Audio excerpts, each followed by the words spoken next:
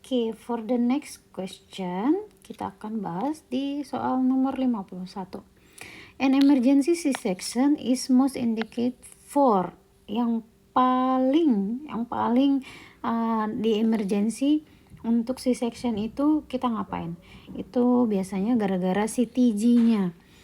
Kalau bridge presentation di multipara itu bisa kita bantu buat lahiran normal, tapi kalau terus prolong second stage with reassuring fetal heart rate itu nggak apa-apa, masih oke. Walaupun dia prolong second stage tapi CTG-nya masih oke.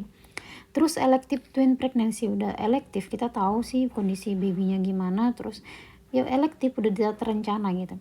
Previous C-section and spontaneous labor is oke. Berarti ini kan sudah VBAC. Nah, ini anak pertamanya C-section ya, ini VBAC, dia mau CS lagi ya, it's not a big deal kayak gitu. Nah, sementara ini yang dicari emergensinya. Di situ berarti yang non reassuring fetal heart rate, CTG. That's why CTG itu gong banget buat diketahuin dan dipelajarin, karena dia akan selalu ada di soal apapun ceritanya. Next, postpartum day 3. Woman develop fever, uterine tenderness, keras ya, and false smelling lochia. What is the most likely diagnosis? Iya, ini tanda-tanda infeksinya sudah ada, terus kira-kira dia masuknya kemana? Itu biasanya karena gara endometritis. Kalau recurrent product of conception atau plasenta yang tertinggal, biasanya dia ada perdarahan juga. Urinary tract infection, dia nggak ada false smelling lochia. Mastitis, payudaranya yang bengkak. Pelvic abscess biasanya ada nyerinya. Which lochia is expected di D5? Ini kalau kamu ingat di pelajaran zaman sekolah dulu ya. Di D5 itu sudah, kalau ini kan di D1 sampai 2. D5 itu sudah serosa, sudah mulai menguning. Nah, setelah menguning nanti dia lochia alba. The taking in pace postpartum psychology characterized by kan dia itu taking in, taking hold sama letting go.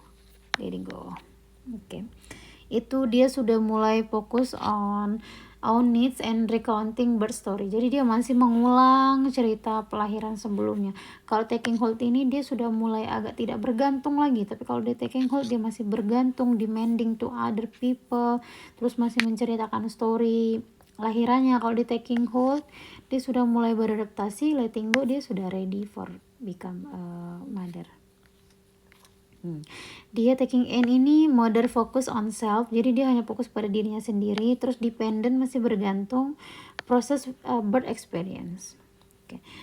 Nomor 55, in the taking hold phase, the mother typically, kalau di tadi yang udah kita jelasin bahwasanya kalau di taking hold itu dia sudah mulai mempelajari gitu, sudah mulai beradaptasi. That's why the answer is B. Is focus on learning and practicing newborn care. Ya, dia udah more independent, sudah mulai tidak terlalu bergantung lagi dengan orang.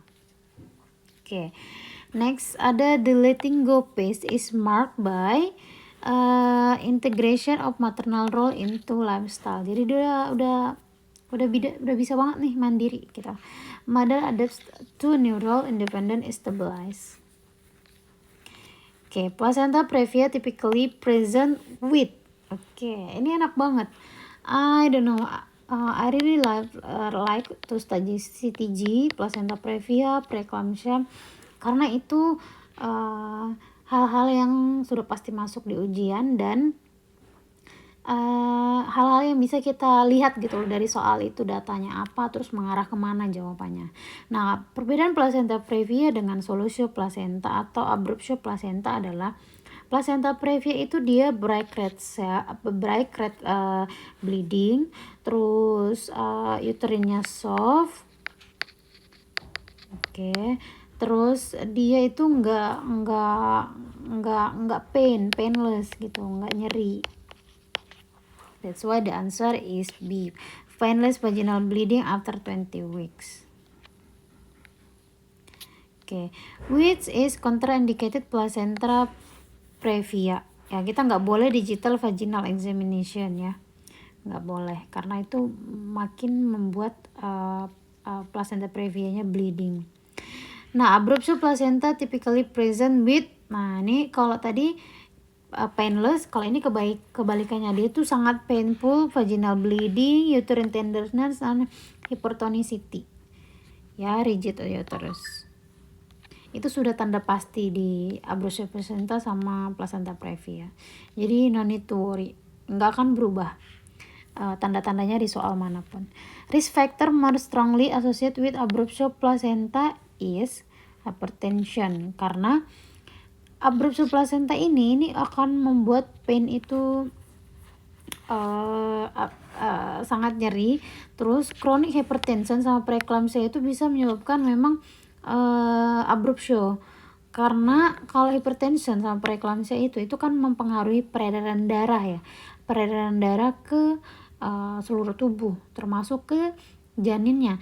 Ini kan dia mengalir melalui plasenta. Kalau plasentanya itu kurang mendapatkan asupan atau supply darah gara-gara dia chronic hypertension, ya itu makanya bisa menyebabkan abruptio placenta. Next, a term newborn is bone limb not breathing. Oh my god ya, heart rate-nya 50. After drying and stimulation there is no improvement, gak ada improvement sama sekali. Tadi kita ngapain kalau misalnya di bawah 100? Ya, kita langsung PVV, provide positive pressure ventilation. Kalau setelah PVV nggak bisa juga, baru kita chest compression. Setelah chest compression dia nggak bisa juga, langsung intubasi dan kita kasih epinephrine. Oke. Itu ada protokolnya ya dari American Heart Association dan as per NRP guideline. Oke. Newborn at 1 minute, heart rate-nya 80, after 3 second effective PVV. Oke, masih 80 setelah PVV. Kita ngapain? Start compression. Ini lumayan gampang. Preferred site for epinephrine administration during neonatal resuscitation is, sebenarnya kita kasih UVC sih, umbilical vena catheter. Tapi kalaupun enggak, kita kasihnya pakai endotracheal ETT. Kayak gitu. On CTG baseline 130, okay. Moderate variability, acceleration present, no deceleration good. How is this tracing classified? Oke, normal. Ini oke semua, ini masalahnya tidak ada. Baseline-nya oke. Moderate variability, acceleration-nya ada, dia no deceleration berarti normal. Oke, CTG so recurrent late deceleration. Back lagi nih kita ke late deceleration with absent variability. Nggak ada variability sama sekali. Jadi what is the best next step itu kita immediately delivery. Karena late deceleration itu karena insufficiency placenta. Artinya tidak nge-cover lagi oksigen buat babynya. That's why itu akan terjadi pemburukan. Severe hypoxia, jadi kita harus urgent delivery. Jadi deceleration itu posisinya itu dia turun kayak gini lah ya, anggaplah kayak gitu. Terus dia di antara kontraksi. Ini kita akan pelajarin kalau misalnya di kelas bimbelnya ya. With CTG pattern is associated with compression. Nah, kita tahu ya compression itu pasti menyebabkan variable deceleration. A woman want contraception immediately after delivery and exclusively breastfeeding. Which method is most appropriate? Jadi, yang paling tidak mengganggu breastfeeding adalah copper IUD, copper T IUD. Karena yang lainnya itu mengandung hormonal, mempengaruhi ASI. Which contraception method is contraindicated in breastfeeding women less than 6 weeks postpartum? Jadi, mana yang kontraindikasi kalau misalnya kita mau nge-breastfeeding, yaitu combine oral kontrasepsi. Ini ada kombinasi progesteron dan estrogen itu nggak bisa ya. Kalau progesteron only ini bisa menyusui, copper menyusui, implan juga bisa menyusui, depo-provera juga. A 25-year-old woman, painless genital ulcer, non-tender lymphadenopathy, most likely diagnosis itu ini genital ulcer ini ada luka ya di sekitar genitalnya itu. Jadi itu tanda-tanda sipilis. Oke. A woman has multiple painful vesicles on her vulva. Terus tender inguinal nodes most likely ini multiple. Kalau multiple itu dia banyak. Itu mengarah ke herpes simplex virus ya. Next itu the most effective emergency contraceptive method is ya kita pakainya copper IUD within 5 days.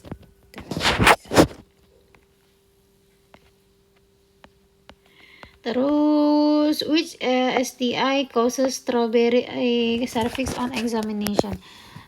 STI itu adalah penyakit-penyakit yang mengarah ke menular seksual ya. Itu disebabkan oleh Trichomonas vaginalis. Kalau udah kayak macam strawberry itu. Anyway, ini kita pelajarin.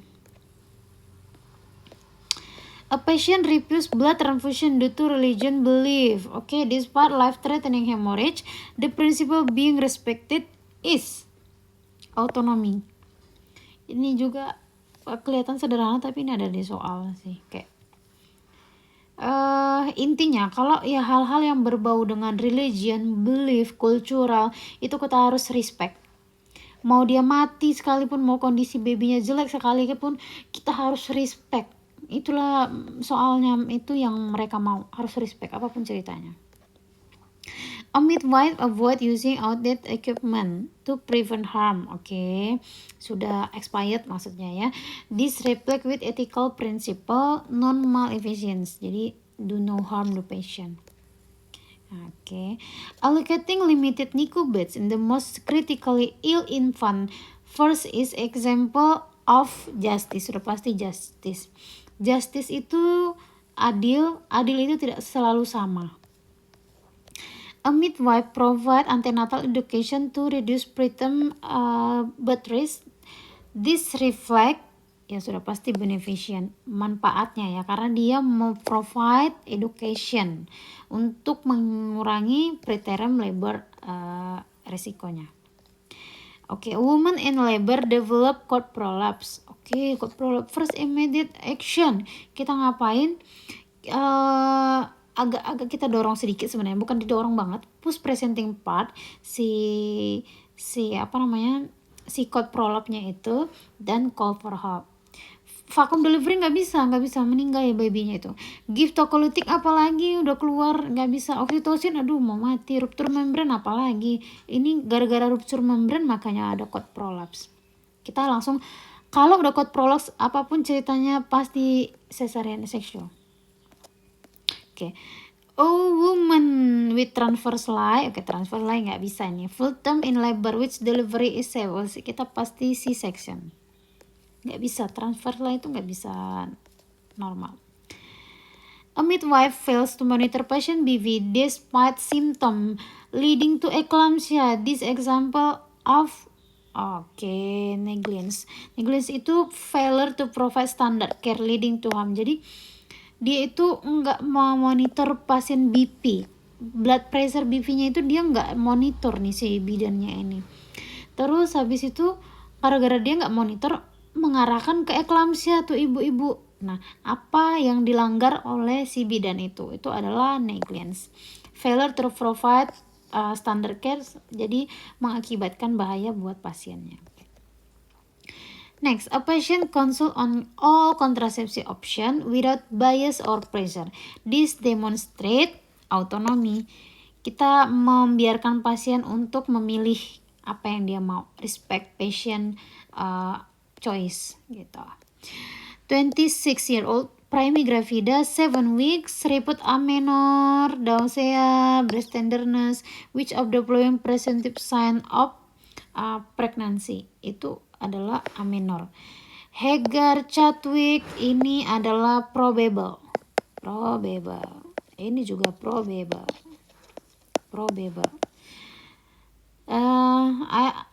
Ini juga masuk ke dalam soal ini. Enak banget sih ini gampang sih. On pelvic exam, the nurse midwife notes a bluish discoloration di cervix vaginal mucosa. Ini sudah pasti Chadwick. Kalau ada sudah perubahan warna itu Chadwick. Heger sama Guldel ini dia sop. Tapi yang si Heger ini di di segmen bawah terus, Guldel itu di cervixnya. Okay, softening uterine isthmus detected on bimanual exam in early pregnancy is called Heger. Namanya si Heger. Jadi Heger ini dia di segmen bawah uterus. Which of the following is probable sign of pregnancy? Yang paling probable itu adalah balot teman. Karena kalau quickening, breast tenderness, amenorrhea, nausea, vomiting itu presumptif. Okay. Next, at 20 weeks gestation, woman report dizziness when lying flat. Okay, this due to supine hypotension syndrome. Udah pasti itu. Jadi kalau kita terlentang itu dia akan compresses vena cava, terus reducing venous return and cardiac output. That's why kita hypotension and dizziness kalau terlentang. Ibu hamil kan nggak boleh terlentang ya. A pregnant woman 28 weeks report constipation. The most likely is biasanya gara-gara peningkatan hormon progesteron. Jadi si bowelnya itu aktivitas bowelnya itu melemah kayak gitu. Slowing gastrointestinal motility di 28 week ya. Kalau misalnya dia di trimester 3 mungkin bisa iron supplementation sama pressure from the fetal head, biasanya kayak gitu, bisa aja. Tapi kalau 28 week itu masih memang karena hormon progesteronnya masih ini. Okay, 32 year, 34 weeks has heartburn. Appropriate teaching include. Okay, heartburn itu dia mual muntah yang kayak dyspepsia kayak gitu. That's why jawabannya adalah avoid spicy and fatty food yang mengandung lemak sama yang pedas, karena itu akan menyebabkan mual dan muntah lagi. Jadi nggak sembuh-sembuh nih si heartburnnya ini. Kayak asam lambung ngeceknya tuh. Which of the following is presumptive sign of pregnancy? Presumptive sign itu pokoknya yang berdasarkan ibunya, kata ibu lah kayak gitu. Itu adanya quickening ini. Banyak bergerak kata ibunya. Kalau belah temen ini kan kita raba. Ini probable. Okay. Next, 29-year-old gravida triperawan 36 week obese. Oke, dia obesitas, hipertensi, merokok lagi. She is increased risk for pasti gestational diabetes. Karena dia obesitas, merokok lagi. Okay. A patient 38 weeks report pure fetal movement. Gerakan jarinya berkurang. Kick count monitoring show di bawah 3 movement in 1 hour. Itu rendah banget ya. Harusnya itu dia 10 minimal 10 sampai 12 di dalam 2 jam tapi ya. Kita ngapain ya? Udah kita biophysical profile. Ini juga kita pelajarin cara mengecek fetal movement atau pemeriksaan baby itu dari pakai apa aja. NST ini namanya non-stress test. A nitrazine test performed is for suspected from ya.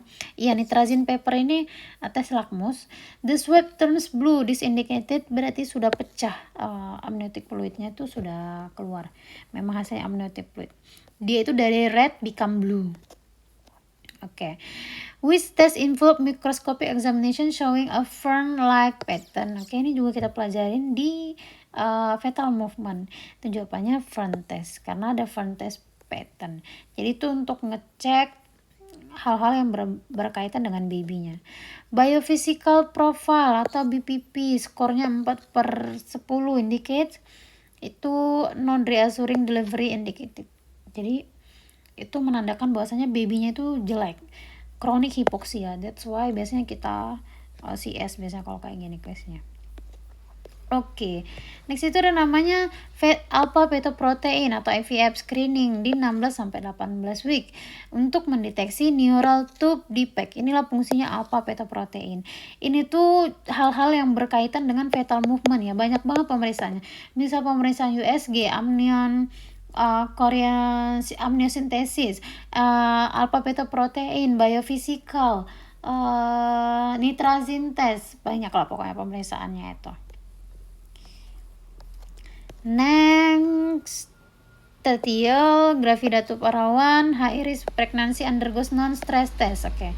No acceleration are seen after 40 minutes. This is non-reactive NST. Jadi kalau misalnya nggak ada acceleration sama sekali, jadi jelek dong CTG-nya itu gitu. Oke, a contraction stress test. Oke, ini tentang contraction. Yang tadi non stress test itu mengarah ke babynya. Kalau contraction stress test ini mengarah ke kontraksi ibunya. Showing late deceleration with more than 50% contraction. Jadi itu positif contraction test. Contraction stress test. Itu ada late deceleration-nya itu masalah ya. Kalau pokoknya late deceleration itu hukumnya sudah harus CS. Ini dikarenakan uteral placental insufficiency. Nah, masih berhubungan dengan CTG ya. CTG itu banyak banget soalnya. Tapi if you know the theory already, itu akan ya walaupun misalnya kita kemampuan belajarnya itu biasa-biasa aja, at least tahulah oh ini soalnya mengarah kemana kayak gitu. Jadi masih bisa menjawab lah kayak gitu. Which nutrients should be increased during breastfeeding compared to pregnancy? Kalau breastfeeding yang perlu kita kasih itu adalah protein buat babynya. Jadi sangat bagus. Oke, next, woman with severe placental abruption develop oozing ya. Oozing itu kayak perdarahan kecil-kecil tapi banyak dan nggak berhenti. From IV site, low platelet, prolonged PT and APTT. APTT itu apa namanya? Prothrombin time sama thrombin time. Jadi clotting darahnya itu lama kayak gitu. Itu mengandalkan DIC ya. Disseminated intravascular coagulation. Ini juga sering ada di soal DIC itu. Management of DIC in obstetric include biasanya kita kasih volume replacement, treat cause, dan blood product. Kita kasih tuh karena dia kehilangan banyak darah kan. Jadi kita harus ganti darahnya, terus penyebabnya kita tanganin, habis itu kita kasih blood product. Which lab change is normal in pregnancy? Itu sudah pasti increase plasma volume. Karena namanya orang hamil itu HB-nya, sering kan melihat HB-nya itu rendah, HB-nya rendah karena adanya namanya hemodialusi. Hemodialusi itu adalah ketika HB-nya tetap sementara volume darah itu meningkat 2 kali. Jadi yang ini diencerkan di 2 kali ini itu kan berkurang kan kadarnya. Karena ibunya itu membagi darah buat babynya. That's why plasma volumenya itu bakalan meningkat. Oke. We will continue for the part 3.